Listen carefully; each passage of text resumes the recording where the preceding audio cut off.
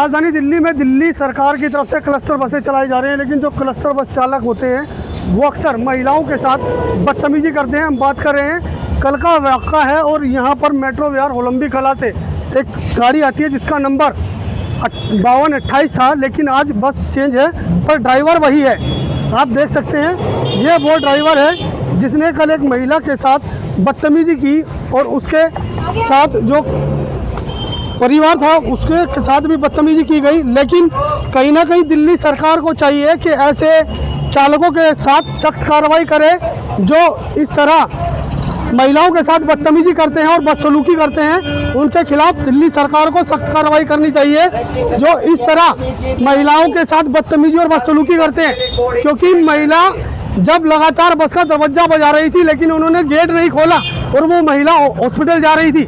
लेकिन इस मामले को लेकर दिल्ली सरकार को चाहिए कि ऐसे ड्राइवरों को जल्द से जल्द कार्रवाई कर नौकरी। सुकांति जी, क्या हुआ कल आप जा रहे थे जब अस्पताल, क्या हुआ आपके साथ? मैं जा रही थी अस्पताल जी। मेरे साथ बेटी भी थी तो बैठाने गई तो बस वाले को रोका कि भैया रोक दे, मेरी मम्मी आ रही। तो मैं 4 कदम पीछे थी, उसने नहीं रोकी और एक बार रोकी और गेट नहीं खोला, फिर चला गया। फिर इसने हाथ मारा लड़की ने तो रोकी तो उल्टा सीधा बोलने लगा। तो आप चल नहीं पा रहे थे, क्या दिक्कत थी? मेरे पैरों में सूजन है, मैं अस्पताल जा रही थी। तो उसने बस वाले ने बोला कि मैं नहीं जानता कुछ नहीं और तेरे बाप का नौकर हूँ। सीधा बोला कि तेरे बाप का नौकर हूँ जो रोकूंगा मैं। तो सरकार को क्या कहेंगे? दिल्ली सरकार कहते हैं कि महिलाओं की सुरक्षा के लिए बस चलाई जा रही है। जब ही तो हमने रोका था कि सरकारी है तो हम बैठ जाएं, साधन मिल रहा तो चले जाएं, नहीं इससे अच्छा तुम पैसे लगा के नहीं चले जाएं। और किस लिए बसें चलाई? महलाई के लिए तो चलाई ना। तो ये उल्टा बोलने लगा। उल्टा बोलने के बाद इसने रोकी, जब लड़के आ गए तो बोले अंकल रोक दो, मरीज है मरीज है। तो फिर ये रोकी, ज़बरदस्ती से रुकवाई। फिर जाके फाटक कहाँ कह रहा कि मतलब अब खुलवा देना तू फाटक। वहाँ तो गाड़ी रुकवा ली थी, अब यहाँ फाटक खुलवा दे। और ड्राइव उससे कह रहा है कंडक्टर से कि भैया एक डंडी तोड़ ले झाड़ियन की, ये होलंबी वालों को तो मार मार के इससे सही करना और ये तो हॉस्पिटल मैं तेरे को सबूत दिखाऊं। और तुझे मेरे के पैर नहीं दिखाई दे रहे? मैंने अपने पैर भी दिखाए कि देख मेरे दोनों पैर सूजे। अगर मैं 4 कदम पीछे हूँ तो तुम्हें रोकना चाहिए ना, किस लिए चलाई बसें? तो सरकार को क्या कहोगे कि कार्रवाई करे ऐसे ड्राइवरों पर?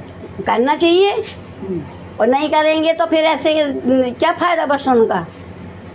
ऐसे बसें चलाने की क्या फ़ायदा जो महिला परेशान रहेंगी?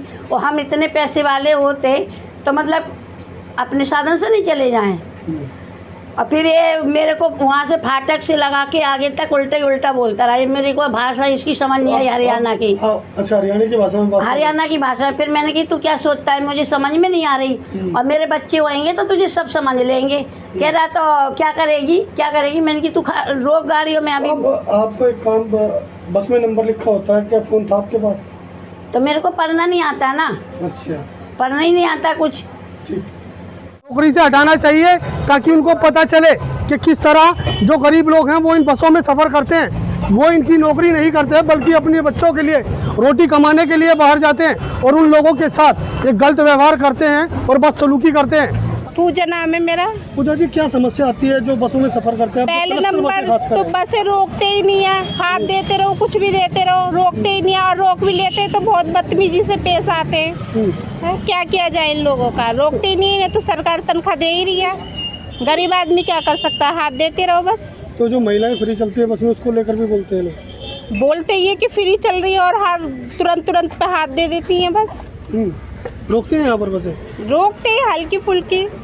क्लस्टर बसों की अक्सर शिकायतें आती हैं, मतलब कि जो महिलाएं हैं उनके साथ बदसलूकी करते हैं, गाड़ियाँ नहीं रोकते हैं और रब भी चलाते हैं। क्या कहेंगे इसको? वो लापरवाही करती है, लापरवाही करती है। क्या कहेंगे दिल्ली सरकार को उसको लेकर? दिल्ली सरकार ने थोड़ी सख्ताई करनी चाहिए थोड़ी। तो अक्सर आप यहाँ पर बैठ रहते हैं, गांव के लोग हैं आप, तो जो गाड़ी की रफ्तार होती है वो गांव के अंदर से कितनी होती है? गाँव के अंदर वैसे ज़्यादा करती है रफ्तार। जी, आप भी बताइए सर, क्या कहेंगे दिल्ली सरकार को? अचानक में अगर कोई बंदा आ जाए तो गाड़ी उसके ऊपर चली जाएगी, इतनी स्पीड बना के चलते हैं।